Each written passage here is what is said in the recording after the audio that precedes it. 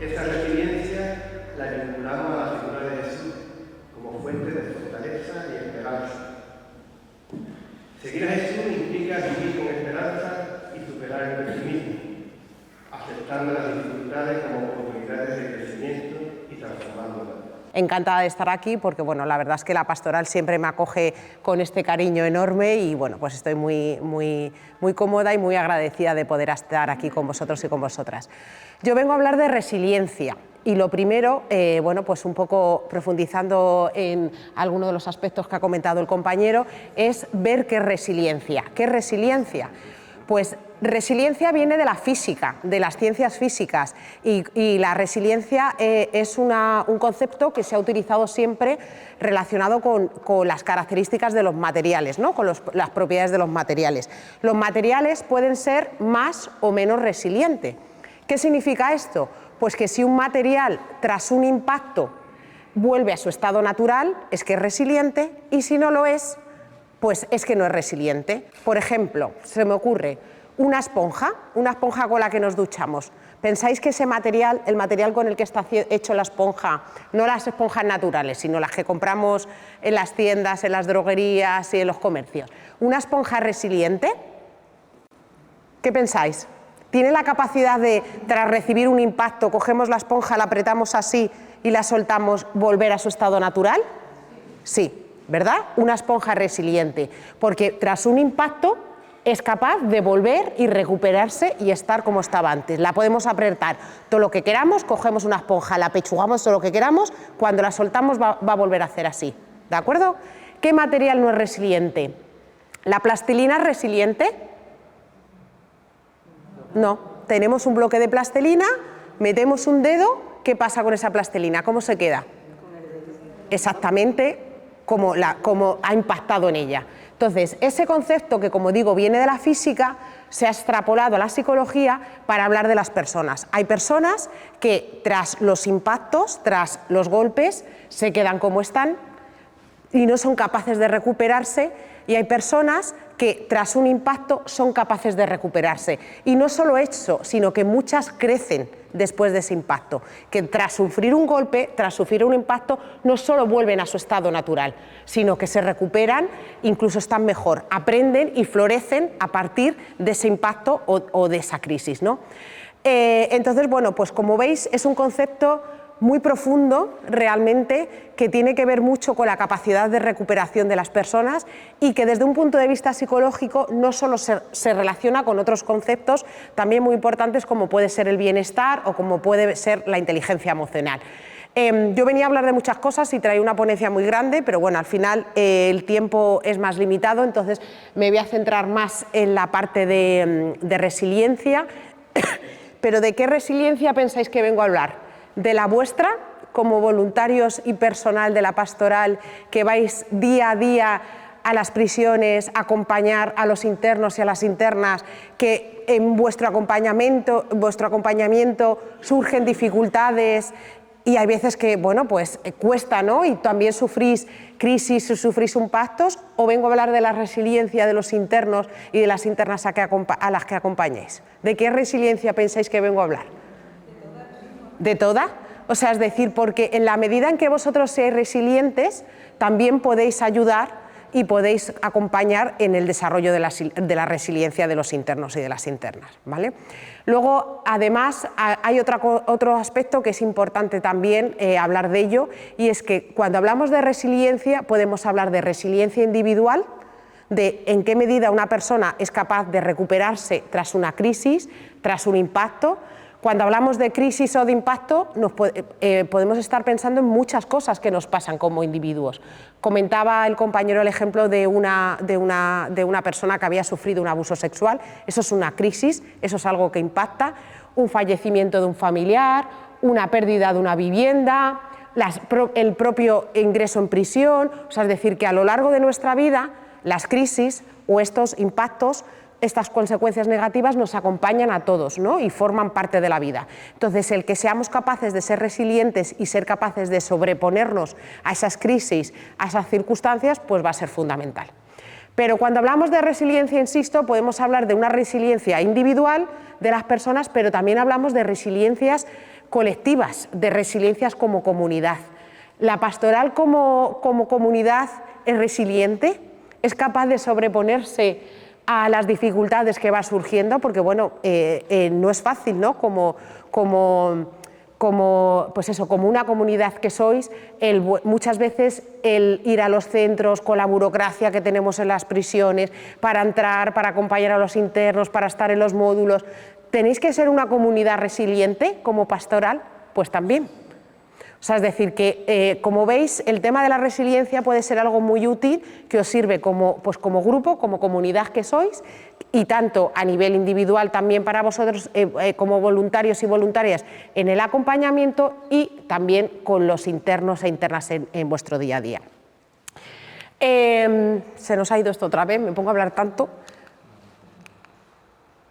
Vale, no lo veis mucho, ¿no? Porque está un poco lejos. ¿No? Bueno, más o menos. Los programas de la institución penitenciaria. ¿Qué trabajan los programas de la institución penitenciaria? La institución penitenciaria tiene un montón de programas. Como ha comentado el compañero, yo trabajo en el área de programas específicos de tratamiento. En la Secretaría General hay dos grandes áreas de tratamiento. Una es en la que estoy yo, donde están los programas específicos de tratamiento, y luego hay otra área donde está todo lo relacionado con la educación, la cultura, las entidades externas, etc. En la mía están los programas específicos de tratamiento, donde se trabajan los programas pues, para los diferentes tipos de delitos, pues, programas para delitos de agresión sexual, violencia de género, delitos económicos, delitos violentos, y también para diferentes colectivos, personas que consumen sustancias, personas con problemas de salud mental, personas consumidoras, personas jóvenes, mayores, ¿vale? O sea, es decir, por colectivos y por tipos delictivos. Pero ¿qué caracteriza fundamentalmente a estos programas de la institución? ¿Qué trabajan los programas de la institución? Pues los programas de la institución trabajan sobre todo los déficits y las carencias que tienen los internos o las internas, ¿no? O sea, ven aquellos aspectos en los que deben mejorar y se centran en ellos, con el objetivo de que cuando esa persona salga sea menos probable que cometa un delito. Y este trabajo es fundamental, pero no es suficiente. O sea, es decir, no solo tenemos que trabajar en los déficits y en las carencias de los internos y las internas, sino que también hay que hacer intervenciones y hay que acompañar a los internos en su desarrollo personal, en la potenciación de sus recursos personales, en la potenciación de las fortalezas. Y una de esas fortalezas es la resiliencia, ¿vale? Entonces, realmente ahora mismo, de los programas que tiene la institución penitenciaria, que son muchos, que están por ahí, que trabaje la resiliencia, solo lo tenemos en uno de los últimos, que es el DARIL, que es el programa para internos vinculados a procesos de radicalización violenta. Ese es el único programa que trabaja la resiliencia, lo demás no. Cuando estamos hablando de que la resiliencia es algo fundamental para los internos. Entonces, aquí lo que quería destacar es, pues que vosotros, como voluntarios y voluntarias, como personas que acompañan a los internos, podéis aportar esa parte, podéis complementar lo que hace la institución, que es necesario y que es muy importante, podéis complementar vuestra actividad con los internos y con las internas con otras cuestiones que acompañen y que desarrollen sus recursos personales y que les beneficien y que les propicien un mayor nivel de bienestar. Entonces, por supuesto, como personal de la pastoral, podéis hacer un acompañamiento espiritual, y de hecho veremos que también relacionado con la resiliencia están las estrategias de afrontamiento, y una de las estrategias de afrontamiento más importantes es la espiritualidad. Entonces, esa parte fundamental como personal de la pastoral, pero ya no solo hacéis esa parte espiritual, sino que también podéis apoyar y acompañar en ese proceso de, como decimos, del desarrollo personal y la búsqueda del bienestar y el estar mejor. Porque es muy importante que cuando estamos con los internos y con las internas no solo trabajemos para lo que viene fuera, para que cuando salgan mejor personas y no cometan delitos y sea menos probable que reincidan menos, sino que también es muy importante lo que hacemos mientras están dentro. Nos tenemos que procurar también, es muy importante resaltar el intentar hacer que las personas mientras que esté en prisión esté bien y mejore, ¿no? y tenga una vida un poco más plena y tenga un mayor nivel de bienestar. Y ahí vuestra labor como voluntarios y voluntarias y personal que acompaña a estos internos e internas es fundamental, ¿no? El hacer que cada día en la prisión estén un poquito mejor. ¿Vale? Entonces, por eso es muy importante la labor que hacéis, porque sirve para complementar la labor también que hace la institución, ¿no? Que yo creo que aquí se trata de sumar sinergias y que entre todos, pues al final el objetivo es el mismo, ¿no? Las personas que tenemos en los centros y hacer que, como decimos, estas personas estén mejor. Creo que también es importante, Beck fue un psicólogo que, bueno, para los psicólogos le conocemos mucho, es un psicólogo que trabaja desde lo cognitivo-conductual, que trabaja en temas de disonancias cognitivas, pero fijaos una de las frases más bonitas que tiene este psicólogo. Deberíamos formular programas basados en el conocimiento que tenemos del lado más brillante de la naturaleza humana, sus componentes benévolos y racionales. Así crearemos o reforzaremos estructuras prosociales que contrarresten la hostilidad y la violencia. Fijaos, programas que fomenten el desarrollo más brillante de la naturaleza humana. O sea, es decir, vamos a dejarnos también de centrarnos en los déficits y las carencias y vamos a hacer que las personas florezcan. Vamos a centrarnos en aquellos aspectos que sean más positivos, ¿no? Entonces, bueno, todo lo que tiene que ver con el trabajo desde el bienestar, todo lo que tiene que ver con el trabajo desde la inteligencia emocional y desde la resiliencia, pues tiene que ver con estos aspectos, ¿no? En centrarnos en lo que tiene de bueno las personas de cara a potenciarlo y de cara a mejorarlo.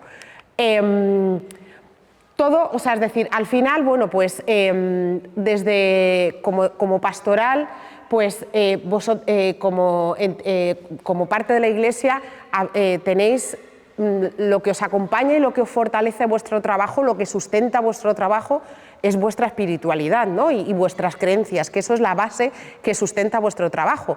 Pero el desarrollo, o sea, el acompañamiento de las personas y el centrarse en lo bueno de las personas, como decimos, en sacar lo más brillante de las personas, tiene también un fundamento teórico y científico, ¿no? Y entonces, bueno, pues desde los modelos que trabajan en rehabilitación de delincuentes, pues en los últimos 20 años ha surgido un modelo teórico, el modelo de las buenas vidas, donde este autor es fundamental, Tony Ward, que lo que dice es que no solamente tenemos que insistir en esos aspectos negativos de la persona, sino que es importante también que, bueno, pues desarrollar esas personas y que esas personas tengan una vida acorde con lo que es importante para ellas y que les acompañemos en este proceso.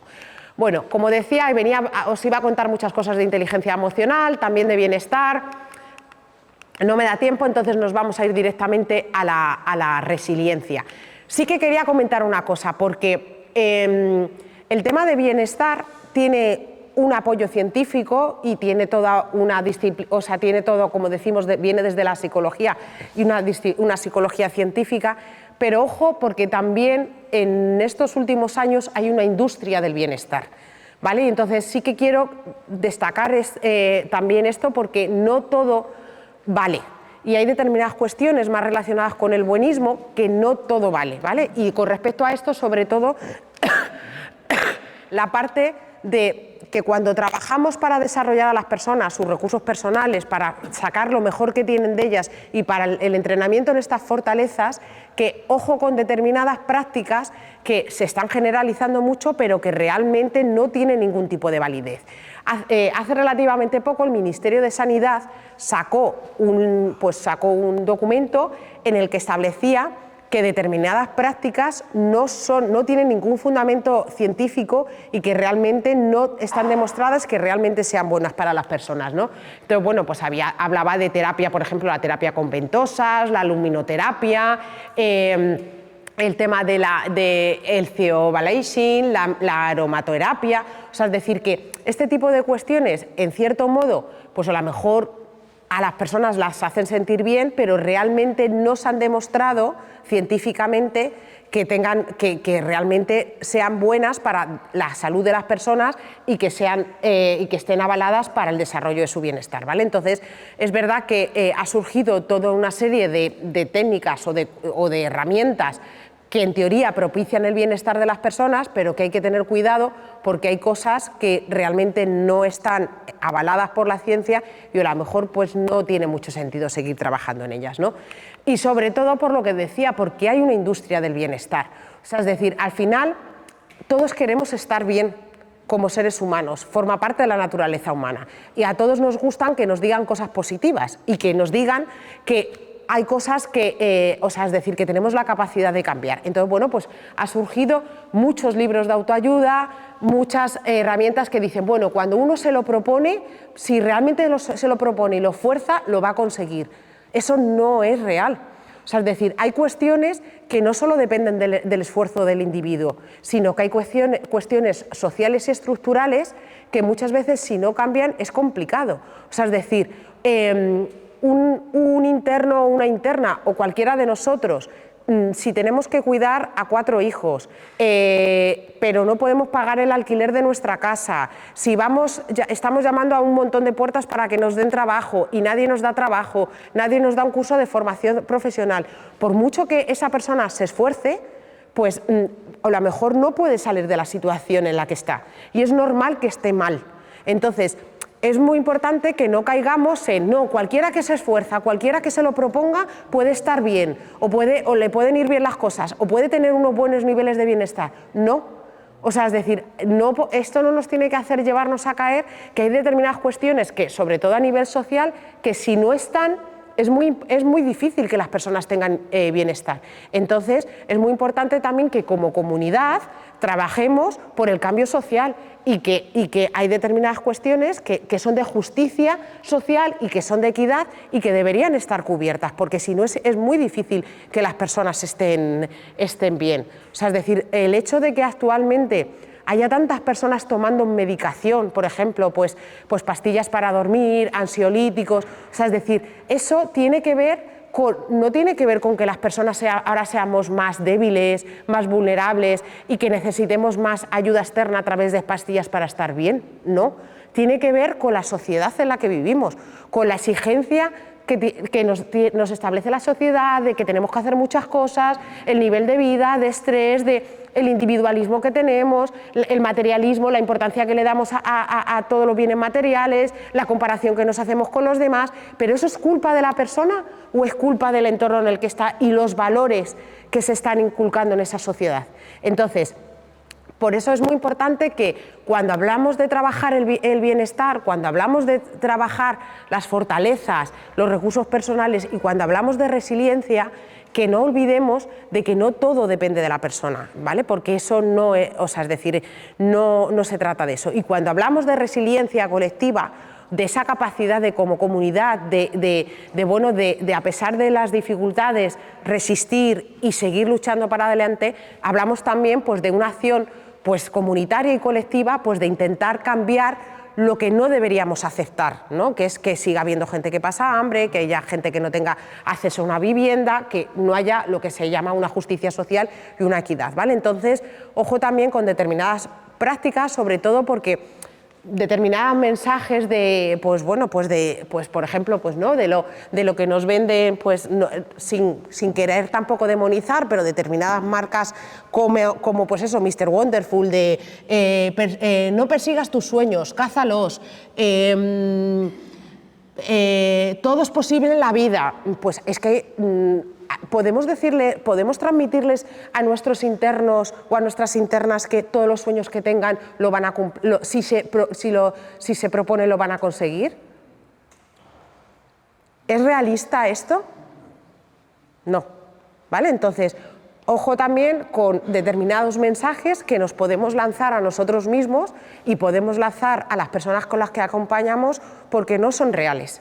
Y lo único que generan es malestar, nos generan malestar a nosotros mismos y generan malestar a los demás, porque claro, si uno se cree que no, si yo me propongo algo lo voy a conseguir seguro, cuando eso no venga, ¿qué va a generar? Más malestar. Y realmente determinadas de fuera nos están inculcando también el que tenemos que estar bien y el que constantemente que tenemos que luchar por estar bien y que si lo hacemos lo vamos a conseguir. Pues es que no siempre es así, ¿vale? Entonces también es importante transmitir y que nosotros nos creamos a nosotros mismos lo que se llama un optimismo realista, ¿vale? O sea, es decir, que porque el vivir en los mundos de Yupi, perdonadme la expresión, o el ir desde expresiones que se llaman de, por así también decirlo, ¿no? De come flores, ¿no? De, no, venga, yo si me lo propongo, yo si lucho, lo voy a conseguir. No, venga tú, esfuérzate que realmente vas a conseguir tener una vivienda, tus hijos van a poder ir a un colegio, tu mujer va a poder encontrar un trabajo y cuando salgas de prisión todo va a ir fenomenal. Eso no es realista. ¿Vale? Entonces tenemos que acompañar desde un optimismo realista, desde tener en cuenta que la mayoría de las personas, de nuestros internos y de nuestras internas, proceden de entornos sociales desfavorecidos, en la mayoría de los casos están en una situación de exclusión social, entonces no tienen muchas veces oportunidades, porque la sociedad no les da oportunidades. Entonces, ojo en este acompañamiento que hacemos, que seamos capaces de acompañarles con una actitud de optimismo, de vamos a intentar hacer que te vaya mucho mejor, desarrollar este bienestar, desarrollar estos recursos personales, pero desde el realismo, ¿no? Desde el realismo, desde un análisis real de la situación, ¿vale? Y no ir un poco generando unas expectativas que no son realistas, ¿vale? Porque hay cuestiones que son estructurales y sociales que no dependen solamente de lo que haga una persona. ¿Se entiende un poco esto? Sí, ¿no? Porque bueno, yo quería también incidir en en estos aspectos, porque ya os digo, porque cuando se habla de recursos personales o de fortalezas o incluso de bienestar, pues hay veces que bueno, pues que esto también está ahí y quería destacar que no es a esto a lo que me estoy refiriendo.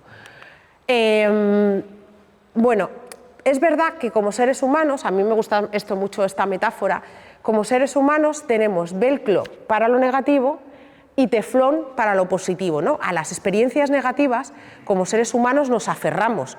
Tenemos tendencia a pensar constantemente en lo malo que nos pasa, en las experiencias negativas, en estas crisis. Y nuestros internos y nuestras internas también.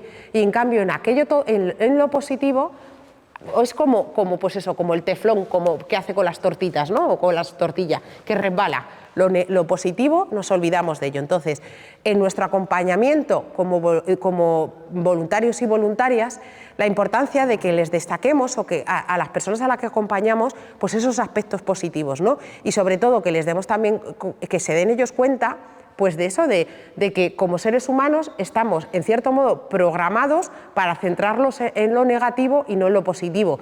¿Y por qué nos pasa esto? Esto tiene que ver con la supervivencia de las especies, ¿no? Son las 11 menos 5 y todavía no he empezado a hablar de resiliencia. Tiene que ver, o sea, es decir, como seres humanos, ¿por qué estamos aquí? Estamos aquí en el siglo XXI porque como especie hemos sobrevivido gracias a ¿qué? Pues precisamente a que teníamos una serie de emociones negativas que nos han hecho sobrevivir. O sea, es decir, como antiguamente cuando estábamos en la prehistoria y el ser humano veía un animal, pues le daba miedo y ese miedo le hacía huir del animal. O venía otro animal pues a comerse, por ejemplo, lo que plantaba, etcétera, entonces le salía la rabia para luchar contra ese animal y era capaz de luchar por esos alimentos y conseguirlos, ¿no? El asco, o sea, es decir, el que determinados alimentos nos den asco muchas veces tiene que ver con aquello que es malo para nosotros. O sea, es decir, que determinadas emociones negativas como la ira, el miedo y el asco nos han permitido llegar aquí, porque si no, no hubiéramos sobrevivido como especie, porque esa rabia nos ha hecho luchar, ese miedo nos ha hecho huir cuando lo que tenía que enfrentar como ser humano era más grande que nosotros y ese asco pues nos ha alejado de determinadas cosas que eran malas para nosotros. Entonces, las emociones negativas nos han llevado hasta donde estamos ahora. Pero claro, ahora ya no tenemos que luchar contra animales, ni tenemos que huir, no hay tantos peligros. Entonces, lo que pasa es que nuestro cerebro sigue teniendo todo eso ahí y entonces nos aferramos a lo negativo porque como especie es lo que nos ha permitido sobrevivir. O sea, es decir, que realmente hay un correlato también biológico que explica esta tendencia a centrarnos en lo negativo y a pasar por alto lo positivo, ¿vale? Pero ahora que somos conscientes de ellos y que no los necesitamos para vivir, pues vamos a intentar poner el foco en potenciar y en destacar todo lo positivo. Y el trabajo con resiliencia también tiene que ver en eso, ¿no? Que vosotros como voluntarios y voluntarias, para que seáis resilientes en vuestro acompañamiento a los internos y a los internos, pongáis el foco también en esto, en aquellos aspectos que que son positivos de vuestro acompañamiento a los internos y a las internas. ¿Qué os proporciona el acompañamiento a los internos o a las internas? O sea, podríamos reflexionar sobre ello, pero bueno, vamos un poquillo más de tiempo, entonces os pido que hagáis un aspecto más personal, ¿no? Pero que usando esta metáfora del velcro y de la sartén, del teflón que resbala, que penséis, ¿no? Y que pongáis en el foco cuando en esos momentos como voluntarios o voluntarias que os desanimáis, que os dan ganas de dejarlo, etcétera, poner vuestro foco aquí y pensar qué os aporta, o sea, al final, qué positivo, qué hay aspectos positivos en ese acompañamiento que estáis haciendo de internos o de internas que a lo mejor el teflón está haciendo que hayáis dejado de lado. Y con los internos y con las internas que también lo utilicéis, ¿no? Para que ellos sean conscientes también de aquellos aspectos positivos que muchas veces les cuesta verlos y se ponen en bucle, ¿no? En ver todos los aspectos negativos que tienen en su vida. Cuando hablamos de resiliencia, que ya hemos comentado lo que es importante, pues teniendo en cuenta que es esta capacidad para sobreponerse a las crisis, ver qué elementos incluye la resiliencia, ¿no? Pues cuando hablamos de resiliencia hablamos de optimismo, de aceptación, de búsqueda de soluciones y de fomento de emociones positivas. De optimismo ya he hablado un poco, ¿no? En la parte de esto de que es importante ser optimista, pero desde un optimismo realista, desde un análisis de que no todo depende de mí, sino que hay cuestiones sociales, estructurales que nos están afectando, y entonces tener en cuenta y entonces hacer un optimismo realista para no generar expectativas que no se pueden cumplir. De la parte de emociones positivas, bueno, pues también he hablado un poco, ¿no? La importancia que es poner en foco en emociones positivas como la gratitud, fundamental, que yo creo que vosotros como miembros de la pastoral y miembros de la Iglesia es importante para vosotros y yo creo que forma parte de vuestro ADN, entonces el que transmitáis a los internos o a las internas la importancia de ser agradecidos es algo fundamental, pero no solo son importantes emociones positivas como la gratitud, también el perdón es una emoción positiva, la compasión como otra emoción positiva, o sea, es decir, determinados aspectos que yo creo que especialmente en la pastoral están muy presentes y que os pueden ayudar a vosotros en vuestro acompañamiento a los internos y a las internas y que os pueden ayudar también a vosotros y a vosotras para que se lo transmitáis a los internos y a las internas. Me voy a centrar también en la parte de la aceptación. Aceptación, ¿con qué pensáis que me estoy refiriendo con aceptación? ¿Aceptación de qué?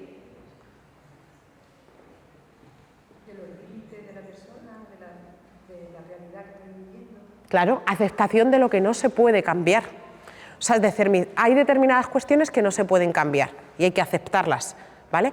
Aceptación desde lo que no se puede cambiar, pues por ejemplo, el fallecimiento de un familiar no se puede cambiar. Las injusticias sociales sí se pueden cambiar y ahí sí que tenemos que luchar, ¿no? Pues porque la gente tenga una vivienda, tenga un trabajo, etcétera. Porque si aceptáramos todo eso nos resignaríamos como comunidad y tampoco se trata de eso, ¿no? Entonces, aceptación no es resignación. O sea, hay determinadas cuestiones que seguimos teniendo que, como sociedad, luchar e intentar conseguir, pero hay determinadas cuestiones que no se pueden cambiar, ¿vale? Entonces, pues una muerte de un familiar no se puede cambiar.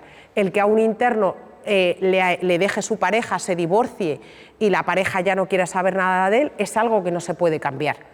A priori, bueno, se puede intentar por reconstruir esa relación, pero si llega un momento que esa persona dice que no y no y no, pues hay que aceptar también esa negación de la otra parte, ¿no? Incluso aceptar, como comentaba la compañera, los propios límites personales, ¿vale? Pero hay otra parte de aceptación que también es importante, que es la aceptación de los eventos, lo que llamamos los psicólogos los eventos negativos internos. ¿A qué me estoy refiriendo con eso? La aceptación de las emociones negativas, la aceptación de los pensamientos negativos. ¿Tenemos pensamientos negativos? O sea, cuando me refiero a pensamientos negativos, me refiero a pensamientos que nos hacen daño. ¿Tenemos pensamientos que nos hacen daño? Relacionados, por ejemplo, con la autoexigencia. Jo, hoy no lo he hecho bien. Yo, por ejemplo, me podría salir de aquí diciendo, jo, qué mal lo he hecho, no he sido capaz de transmitir todo lo que quería sobre la resiliencia, sobre cómo acompañar a los internos o a las internas de la resiliencia, ¿no? Eso es un pensamiento negativo relacionado con la autoexigencia que tenemos cada uno de nosotros. La culpa, muchas veces nos sentimos culpables por no estar lo que queremos con nuestros hijos o con nuestras hijas, o nos sentimos culpables cuando por cuestiones personales dejamos de ir al centro penitenciario a acompañar, por ejemplo, ¿no? ¿Os pasa o no os pasa? La culpa. Entonces, esos son los eventos negativos, los pensamientos y determinadas emociones que nos referimos a que son negativos porque nos hacen daño como personas. Entonces, la aceptación como elemento de la resiliencia de estos eventos negativos supone el relacionarse de una forma amable con esto, porque forma parte de la naturaleza humana el que tengamos pensamientos negativos y el que tengamos emociones negativas, que tiene que ver con esto que os he comentado de que como seres humanos estamos aquí gracias a que evolutivamente eso nos ha permitido estar aquí. Entonces, eso forma parte del ser humano y está aquí. Y tenemos que relacionarnos con estos eventos negativos desde la amabilidad, porque si nos resistimos, si luchamos contra estos pensamientos negativos o estas emociones negativas, lo único que estaremos haciendo es incrementarlo, ¿vale? Entonces, si simplemente somos conscientes de que están ahí y tenemos en cuenta que eso forma parte de la naturaleza humana y nos relacionamos con ello de una forma amable y lo dejamos ir, pues no se hará tan bola, ¿no? Por así decirlo, porque cuanto más luchamos muchas veces contra una cosa, es como si yo ahora mismo, por ejemplo, os digo, no penséis en un submarino amarillo, por ejemplo, ¿no? Que comentaba María Stoles Onarac, que lo comentaba una docente en una clase recientemente. No penséis en un submarino amarillo. ¿A que todos estáis pensando en el submarino amarillo? Pues esto pasa igual. No tengas emociones negativas, no tengas pensamientos negativos, pues cuanto más nos resistimos a ello, cuanto más queremos evitarlo, pues más va a formar parte de nuestra naturaleza. Entonces, para trabajar desde la resiliencia, para fomentar nuestra resiliencia, como personas que acompañamos a las personas privadas de libertad, pero también para trabajar con los internos y las internas, estas 4 estrategias son fundamentales. Trabajar desde el optimismo realista, o sea, es decir, acompañar dando unas expectativas realistas, teniendo en cuenta su situación y nuestra situación, porque tampoco nos podemos comprometer como voluntarios y voluntarias con los internos con algo que está más allá de nuestras posibilidades, ¿no? Entonces, este optimismo realista, esta aceptación de lo que no se puede cambiar, que yo creo que ahí, como personal de la pastoral penitenciaria, tenéis una herramienta muy potente, porque todo lo que tiene que ver con la espiritualidad, con Dios, con Jesús, el mensaje de la Iglesia, también fomenta esta aceptación de lo que no se puede cambiar. Entonces, como personal de la pastoral penitenciaria, a través de esta espiritualidad y del mensaje de Dios, podéis acompañar en la aceptación de lo que no se puede cambiar. ¿Vale? Me refiero a, como decía, estas crisis que realmente, o estas cuestiones negativas que no se puede cambiar y que hay que intentar crecer a partir de ellas. Y luego, pues lo que decíamos, ¿no? Desde las emociones positivas y desde la búsqueda de soluciones. El tema hay un modelo de resiliencia que yo creo que también es muy importante, que es el modelo desde la resiliencia, como teniendo en cuenta, este es uno de los autores más potentes en temas de resiliencia, la casita, ¿no? Se utiliza la metáfora de la casita un poco relacionado con lo que yo hablaba antes, que no podemos pedir a las personas que tengan fortaleza, pedir a las personas que desarrollen determinadas cuestiones del bienestar, si lo que son los cimientos de su casa, ¿no? De sus elementos fundamentales, no están cubiertos, ¿no? Entonces, este modelo de la resiliencia nos habla de que la base son las necesidades básicas, ¿vale? Esto se relaciona también con otro modelo que trabajamos los psicólogos, no sé si os suena, Maslow, que habla de las pirámides de necesidades, que nos establecen que como seres humanos tenemos que tener una serie de necesidades cubiertas. Y las más básicas, obviamente, son las físicas, ¿no? Las relacionadas con la alimentación, la salud. Luego, los cimientos de nuestra resiliencia, de nuestra capacidad para afrontar las dificultades, son las relaciones personales, los amigos, los vecinos, la aceptación de nosotros mismos. Lo siguiente es de que seamos capaces de darle sentido a nuestra vida y que nuestra vida sea importante en cuanto a que cumple con lo que es importante para nosotros. Si para mí, como persona, un valor fundamental es la familia, un valor fundamental es la bondad, la comunidad, el trabajo con los otros, la equidad social, pues si yo llevo una vida acorde con esos valores, si mi vida tiene un sentido, eso estará haciendo que yo sea una persona más resiliente y que construya mis recursos personales, ¿vale? El desarrollo de la autoestima, el humor como un recurso personal y otras experiencias, ¿no? Entonces, para edificar una resiliencia en los internos, en las internas y en nosotros mismos como personas que acompañamos, es fundamental pues, que no empecemos la casa por el tejado y que empecemos por lo más básico, que es construir, que esas necesidades básicas estén cubiertas, que luego a toda la parte, porque somos seres sociales, que toda la parte de relaciones esté cubierta a nivel de amistades, de apoyos, de familia, etcétera, para que luego vayamos construyendo estos otros recursos personales que tienen que ver también con la autoestima, con estas cuestiones, ¿no?, de optimismo, etcétera. Bueno, pues ya hemos hablado un poco de cómo desarrollar la resiliencia a través del optimismo y de la aceptación, de la autocompasión, que es otro concepto también muy importante relacionado con esto. La autocompasión es el que nos tratemos a nosotros mismos y a nosotras mismas.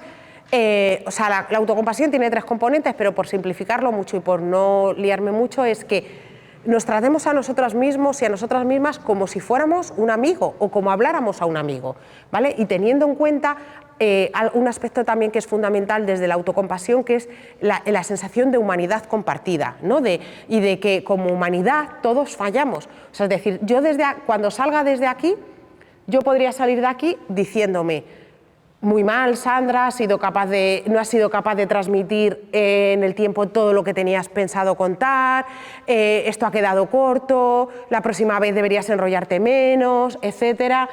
¿Vale? Si en vez de decirme yo esto, yo salgo por la puerta y viene María, ¿qué me diría María? ¿María me iba a decir eso? ¿O una amiga me iba a decir eso? ¿Qué me iba a decir una amiga? Bueno, Sandra, ten en cuenta que el tiempo era limitado, tú pensabas que ibas a poder tener más tiempo, has intentado en el poco tiempo que tenías hacer lo mejor lo posible, has intentado transmitir los conceptos más importantes, realmente no ha estado tan mal. O sea, es decir, ¿qué dice una amiga cuando nos pasa, o un amigo? ¿Los amigos o las amigas son tan duros con nosotros mismos como somos, o sea, son duros con nosotros o somos más duros nosotros o nosotras mismas, ¿no? Entonces, la autocompasión viene de esto, ¿no?, de que nos tratemos a nosotros mismos como trataríamos a una persona que es muy importante para nosotros, para mí, y que cuando fallamos o cuando creemos que estamos fallando, porque muchas veces tiene que ver con la exigencia que tenemos con nosotros mismos, ¿no? A lo mejor yo ahora mismo digo, del 0 al 10, ¿cómo he hecho hoy esta charla? Pues a lo mejor yo me pongo un 3, porque tiene que ver con mi exigencia. Y a lo mejor Paco me pone un 7, y a lo mejor ella me pone un 10, o otro me pone un 5. O sea, es decir, que al final, claro, depende de la exigencia que tenemos cada uno, pues valoramos lo que hacemos o lo dejamos de hacer. Entonces, desde la autocompasión lo que se trata es de que valoremos lo que hacemos y nos tratemos a nosotros mismos como trataríamos a un amigo o a una amiga. ¿Quién nos está acompañando durante toda la vida? Nosotros mismos. ¿Quién es realmente la persona que más está con nosotros? Nosotros mismos. Pues vamos a tratarnos pues, de una forma compasiva. Y sobre todo, insisto, relacionándolo también con este concepto de humanidad compartida, en el sentido de que como seres humanos todos fallamos. ¿Somos todos perfectos? ¿O todos somos imperfectos y todos en algún momento hacemos las cosas de una forma que no debería? Entonces, si somos conscientes de que no todos siempre lo vamos a hacer bien y de que como seres humanos forma parte de la naturaleza humana hacer las cosas mal en ciertas veces y equivocarnos, pues eso nos hará sentirnos mejor. Entonces, la autocompasión, el que nosotros como voluntarios y voluntarias seamos autocompasivos con nosotros mismos es fundamental, porque cuando uno es autocompasivo, también se traslada en ser compasivo con los demás, el tratar a los demás desde un acompañamiento, desde el cariño y no desde la autoexigencia, ¿vale? O sea, desde la exigencia también a los demás, ¿vale? Entonces, para ser compasivos con los demás, primero hay que ser compasivo con uno mismo. Pero bueno, en cualquier caso, también yo creo que en estos, como miembros de la Iglesia, soy también expertos, porque bueno, yo creo que el tema de la compasión también es algo que lleváis en en vuestro ADN. Bueno, tenía más cuestiones, de todas formas, luego si queréis os paso las transparencias para, pues bueno, pues otras cosas que os quería comentar. Simplemente quería, a ver, vale, esto es lo último que quería comentar. Cuando vosotros estáis acompañando a los internos y a las internas, es importante que me parece que esta metáfora es como muy ilustradora, ¿no? O sea, es decir, en el acompañamiento que hacéis los voluntarios, pero que también hace el personal de la institución, los profesionales, es muy importante que conceptualizarlo o verlo desde esta metáfora, desde la metáfora del escalador, ¿no? Un interno o una interna, cuando está en prisión, está sufriendo una montaña, porque en ese tiempo de permanencia en prisión va a tener estas crisis, va a tener dificultades, va a tener cuestiones, y entonces es su montaña, tiene que escalar su montaña.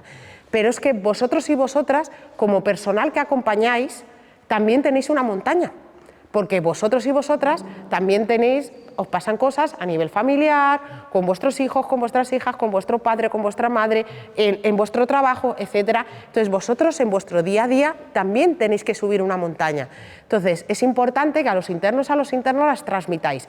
Yo te voy a acompañar en tu subida de tu montaña, en tu proceso de escalar, pero yo a la vez estoy escalando también mi montaña.